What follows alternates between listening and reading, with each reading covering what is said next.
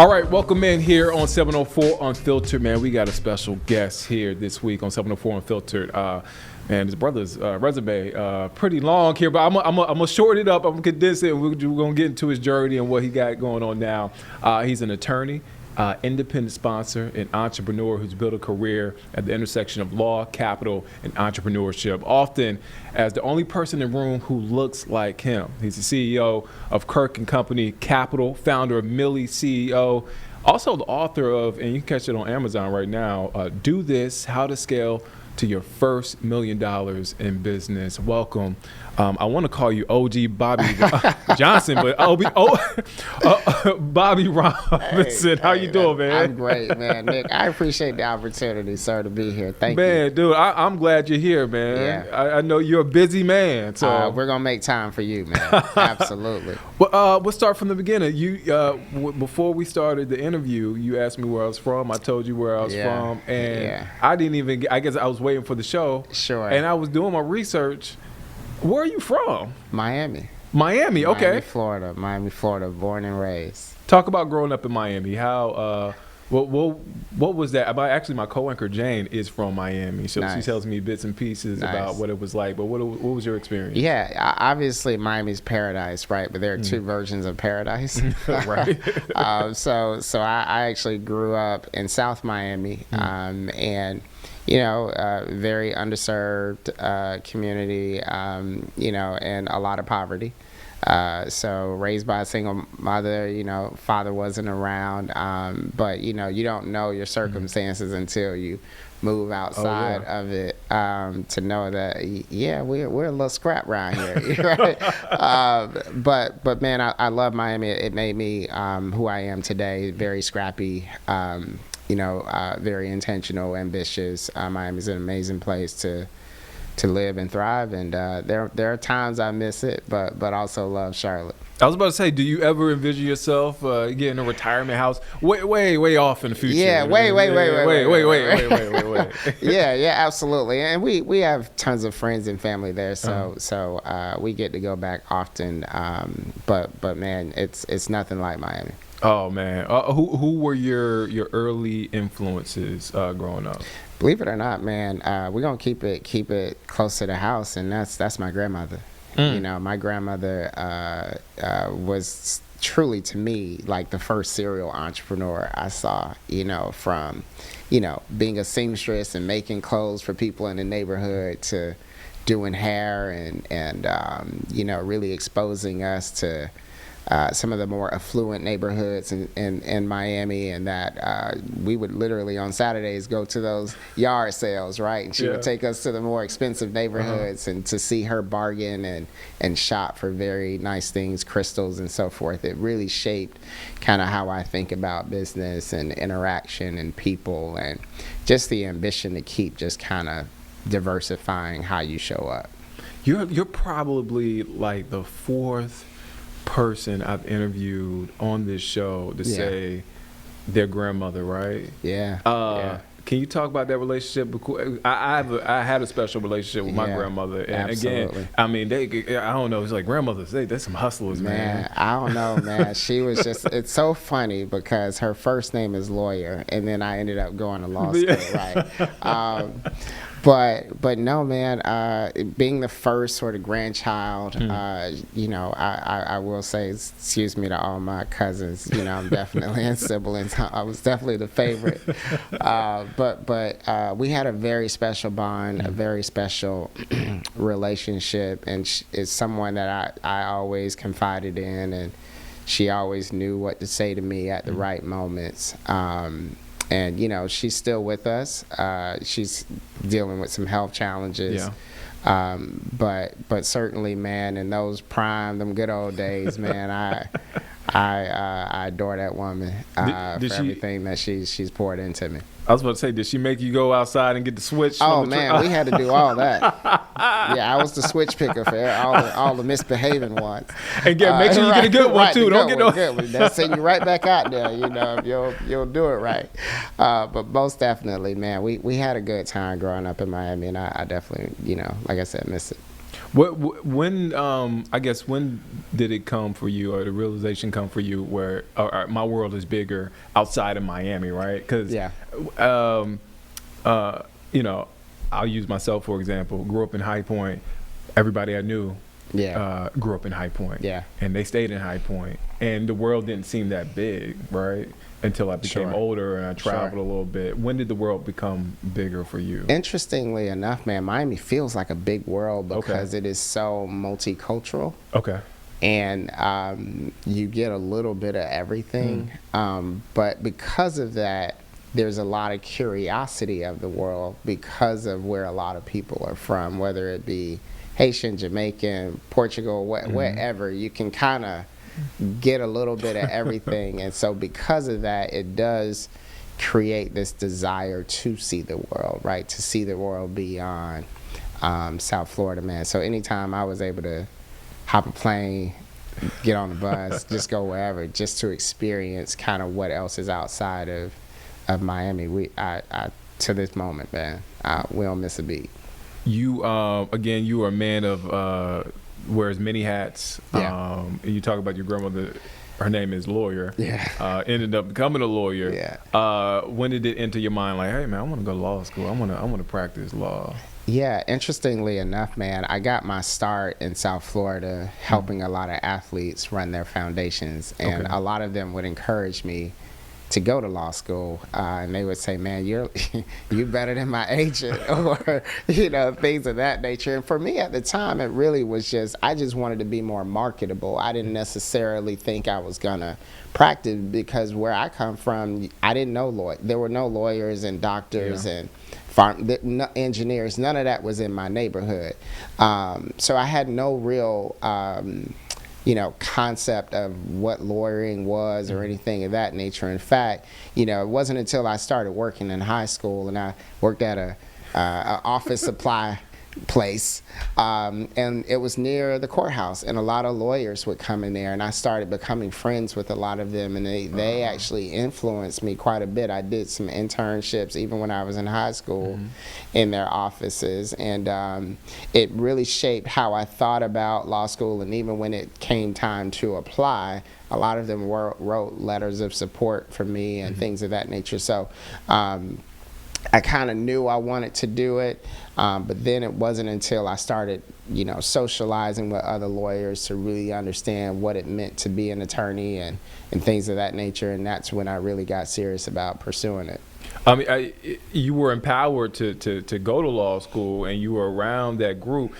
Being around those lawyers, that you say, man, I can do this. Of course. Of course. I mean, I don't want to say smarter than y'all, but I got what it takes. Even if they didn't think I had what it took, I knew just kind of how I grew up and just kind of the mantle I've had. People would always be like, man, you different. Like, you're different from the other kids in the neighborhood. Like, there was something unique about you, and so I was very confident about. Now, obviously, the LSAT kicked my butt a couple times. I had to take it a couple times, but I got there. But definitely, man, I was fairly confident about, like, this was the path that I wanted to be on. And in fact, I went on that path a lot later than life. Like, I didn't get to law school until I was 29. So, compared to most of my other colleagues, they go to law school right out of undergrad, or maybe right out of their MBA program.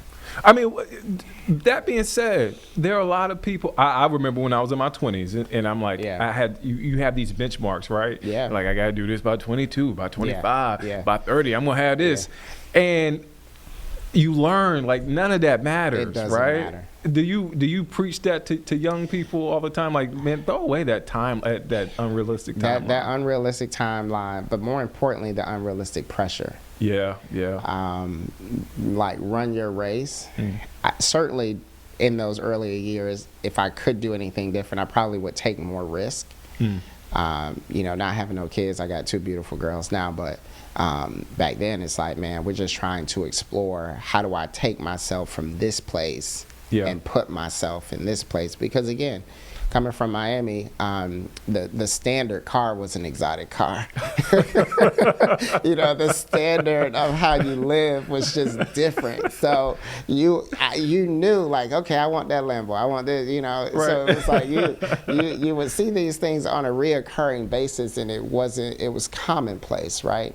And so you do get curious about, well, what do you do to kind of get yourself in a better financial situation, particularly when you come from the projects, when you come from Section 8, when your world is shaped by constraint, and then how do you shift that mindset to believe, even though I'm kind of here, I know that I'm built for greater, and that to your point, that the world is your oyster, right? Like, how do I go about getting it done?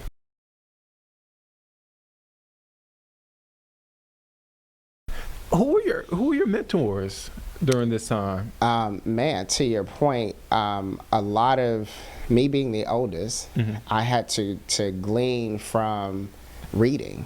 I would read more because, again, I didn't have a circle of influence of a doctor up the street to talk to. Yeah. So I had to rely on a lot of reading to really expose myself to what was possible. Whether it be first time reading a Black Enterprise magazine or just, Fortune or what have you, just really exposing myself from that perspective. Like, education for me was my outlet. And it informed a lot of my earlier decisions because it was so different from my existing environment that it was like an escapism almost for me to really try to understand, like, what the possibilities were. If I see this Black man on a magazine cover, that means I could also be on a magazine cover. Oh man, you just unlocked something for me, because I remember being in college. I went to High Point University. Yeah. Same thing, right? And I worked at Walgreens part-time when I was in college.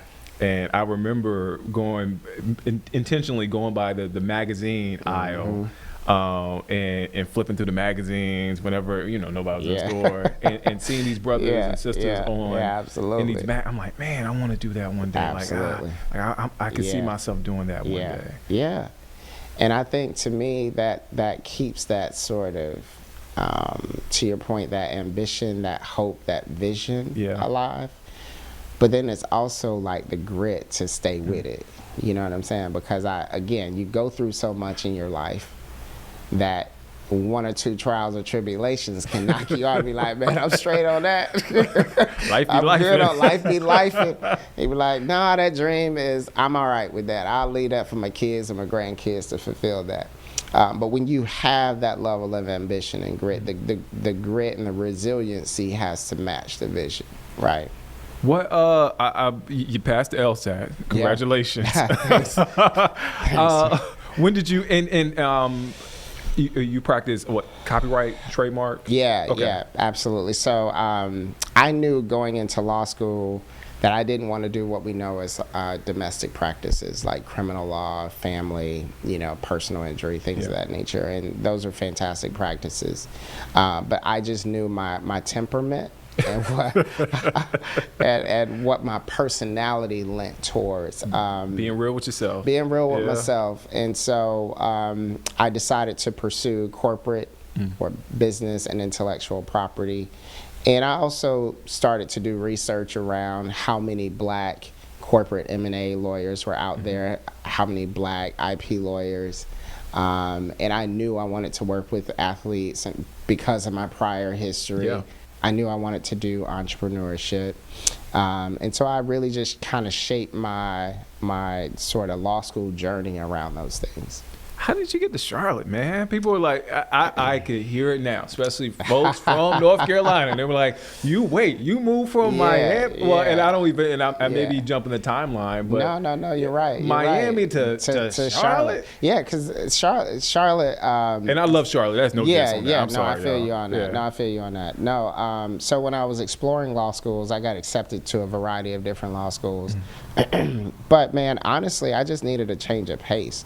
Yeah. I just needed a change of scenery. And so, of course, I was looking at Atlanta and Houston. A change of pace. He said yeah, Atlanta. You know, but it wasn't Miami. You know, you're right. It wasn't Miami. So, but then Charlotte came on the map partly just because I felt like it was at the time, this was 10 plus years ago now. Thriving city. I could grow with the city. I knew everybody in South Florida, didn't know nobody here. So my wife and I, at the time, we were newlyweds, didn't know nobody, and came to Charlotte. Moved to at a whole new city. But man, we made it. Shout out to y'all. Yeah, we made it, man. We made it. We still here. Millie CEO. Yeah. What is Millie CEO? For our audience, what is Millie CEO? And congratulations, because the summit back in October, man, that was big, man. Thank you, brother. That was huge. I appreciate that. But take us back. How did the origins of Millie CEO? Yeah, I've had, most people know me as an attorney, and I'm grateful for that because that has certainly opened a tremendous amount of doors for me, man. But I've always considered myself an entrepreneur first, and a lawyer second. That being said, I was itching to transition from practicing, get into business. So I've always been an entrepreneur, whether it be starting my first tech company in Teledoc and selling that, and then investing in other companies and so forth. And so as I started to coach and to have more conversation with entrepreneurs, it really, to me, particularly here in Charlotte, the black successful entrepreneur is not always highly visible outside of those that work in corporate. And so there are not many anchor points or contextual points for entrepreneurs here to say, that brother's doing something, let's kind of help support that in that way. And while there are a lot of great events and programming here that happens, I really wanted something that was a bit more elevated, but then that was also more actionable. Yeah. And so Millie CEO is just a play on millionaire, and it's really helping entrepreneurs scale to their first $1 million in business. And so this is our second year. Well, this would be our third year of hosting the event. The first 2 years, it just continues to grow. The first year, we had close to 200. Last year, we had a little over 300. So we're just going to keep getting bigger and bigger. Oh, man. What have you learned from building Millie CEO, the summit? Because, this is a multi-day conference, it is right? Multi-day. It's a lot of work, man. Jeez. What did you learn? Because it's so much coming at you, right? The planning of a multi-day Shout conference. out to the team. We have an amazing team. Yeah, shout out to the team. Yeah, that helps with that brand. Man, I think, one of the things I really learned is that people have a real desire for actionable information that is accessible. Okay. Because unfortunately, there is a lot of gatekeeping around information that's really useful and helpful, not just rundown, regurgitated stuff. Right. But it's also people have a desire to have access to someone and a group of people, not just me, that can really help them scale and grow their business without a whole lot of jumping through hoops to get there. Yeah. Like I tell, we ain't got time for all that. Like I really want you to figure out how to take your business from $250 to $1 million. Like what does the in between looks like? And sometimes people just don't know, and it could be just a mental block that they have, or it could be limited resources, or whatever the reason is, but we want to try to eliminate as much of that as possible to give them the clarity that they need. So the summit is just one major thing, but we have an accelerator program, we have the book, we do networking events, we do business intensive, where you pretty much get in a room with me and maybe a guest speaker, and we just strip your business down and give you a roadmap, right? So there are various things that we do to really just kind of help you, but you got to want to do it, though. You know what I'm saying? It's a humbling experience. Yeah, it is a humbling experience, right? But I also think there's so much noise out there on social that people just don't know what to do. It's like I tell folks all the time, like, you don't need no more information. take action on the last thing you were supposed to do, right? Don't come to my conference until you take action from the stuff we gave you the last time, right? And that's what it's really all about. Like, I'm not here to do anything other than to see you win. That's it. I mean, I'm thinking about it. Like, if I came in with a business and you stripped down my whole business, I'm like, oh Lord, I got work to do. You got work to do, and that's okay. And so, I guess from those interactions, can you tell who's serious and who's not? Course. Okay. Of course. Yeah, I think you find that people who are really, really consistent, no matter what, are very serious about it. The moment you tell people what they don't want to hear and they fall off, you ain't ready for this. You ain't ready for it.